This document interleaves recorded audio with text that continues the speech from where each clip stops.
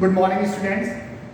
Today, let me start another topic, that is the introduction to 3D geometry. One more thing you remember, this class is only for the mathematics whose code is 041. This is not for the applied mathematics. Okay? You already come across with the concept of coordinate geometry in the 9th and 10th class, and that was the two-dimensional coordinate geometry. That means that geometry was like this, that how to locate the position of any point in a plane, and for this we draw two mutually perpendicular lines called x-axis and y-axis, right? And in the plane we find the position of any point with respect to these two reference axes x and y. Suppose the point is P. Then to find the position of this point P, we draw one perpendicular on x-axis, one on y-axis. Suppose this distance is x and this one is y. Then the coordinate of the point is given by x, y.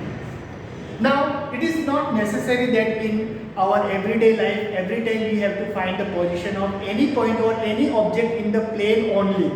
Sometimes we need to find the position of any point in the space. Suppose one bulb is there, one bulb is hanging. Okay. Now, where the bulb is located in the room or in the space, there we require the concept of three-dimensional geometry. That means one more dimension is added in the 2D geometry.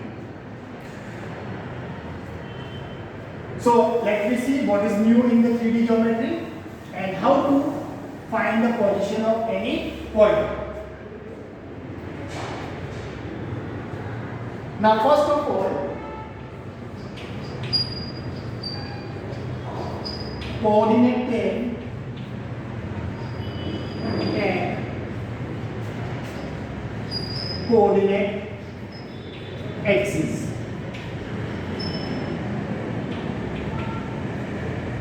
Clear? So what are coordinate plane and coordinate axis, and how these are divided in the space? So for this one, suppose I consider this room is space. Okay, now I am dividing this room by taking some planes. One plane we have to take like this. Suppose one plane you have taken like this. So one wall you made. This wall will divide a room into two parts, one upper part and one lower part. Then the second one is, you take the plane, second plane like this, perpendicular to the first plane. Okay. So this is also dividing into two parts, left part and right part. So we are getting total 4 parts of this room. And the third one, here we have taken one like this. Now you take like this. Third one. So all the 3 planes are mutually perpendicular to each other, and these 3 planes divide the given space or say room into 8 parts.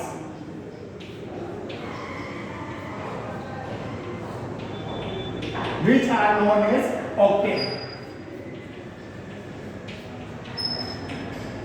In 2D geometry, x and y axis divide the plane into 4 parts which are known as quadrant.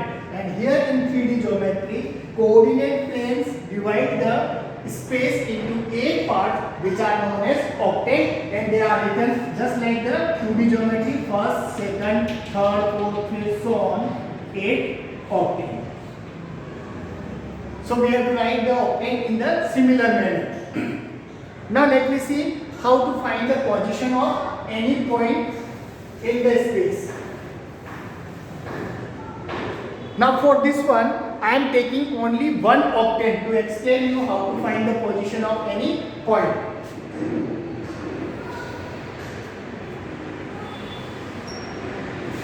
Let me take 3 mutually perpendicular lines.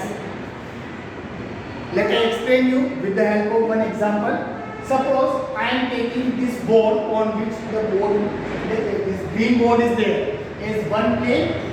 Okay, this floor is a second plane, and the wall which is there to my right hand side is a third plane. Okay, so this is the plane where the board is there, right? Another plane, the ball which I have taken to my right hand side, and this is the third plane, that is the floor in the example. Okay, this let me take as x-axis, let me take this as a y-axis, and this is a z-axis. Remember, all these three lines are perpendicular to each other. The point where all these axes meet, that is called origin, indicated by 0. This plane is known as ZX plane. Okay, now this plane which I considered as a floor, this is made up of x and y axis, so this is called XY plane. And the third plane made up of y and z axis, known as YZ plane. You may write this plane as a ZOX also, XOY, or YOZ also. You can write the name of the plane in any one of these two methods, but generally we prefer YZ, ZX and XY plane, right? Now, the position of any point.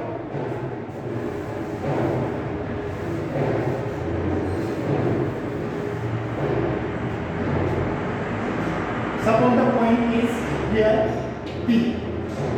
Now in order to find the position of this point P in the space, say for example this point P is my chalk. Okay, so we have to find the position of this point in the space. So as I said, I am taking this ball, one floor and one ball to my right hand side as a reference lens. So first of all, draw one perpendicular towards floor. Okay, so one perpendicular is drawn on XY plane. Suppose it comes here. Now the point where it meets the floor, from there one perpendicular you draw towards board side and one perpendicular towards the board, which is to my right hand side. So one perpendicular towards x axis, one perpendicular towards y axis. Now let me take this distance OX up to here as an x. From here to here let me take y, and this distance from here to here let me take z. Okay, then the coordinate of the point P will be x, y, z. This is how to find the position of a point in the plane. Nothing is new. Whatever is there in the 2D geometry, only one coordinate is extra, that is the z coordinate. And instead of the plane, now we are finding the position in the space. Now let me see the sign of the coordinate x, y, z coordinate in the different octets.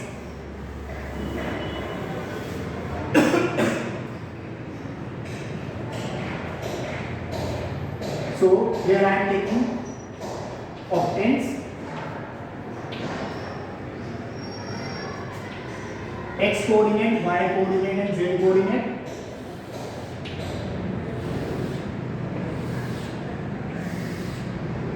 So octant first, second, third, fourth, fifth, sixth, seventh and eighth. So these are the 8 octants. Now let me see the sign of the x coordinate, y coordinate and z coordinate in all these 8 octants.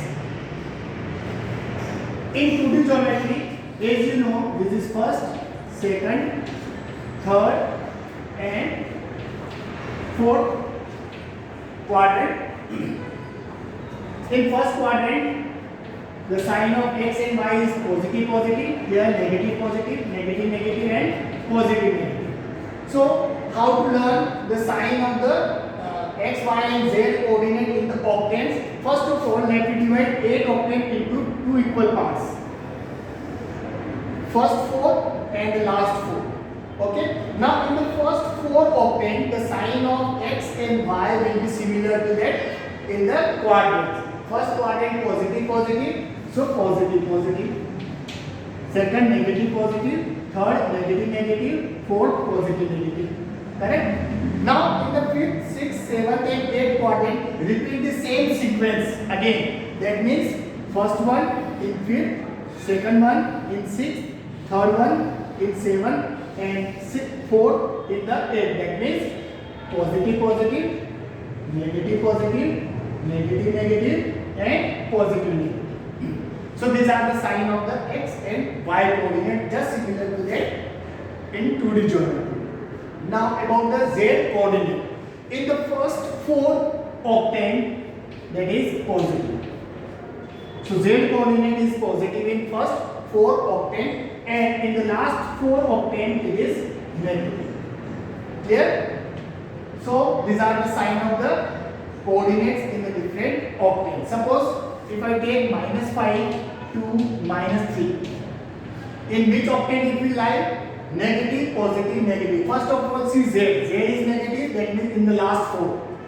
Now negative, positive. So here it is negative, positive, negative. That means this point will lie in the 6th octane. This is how to find the octane in which the different coordinates lie.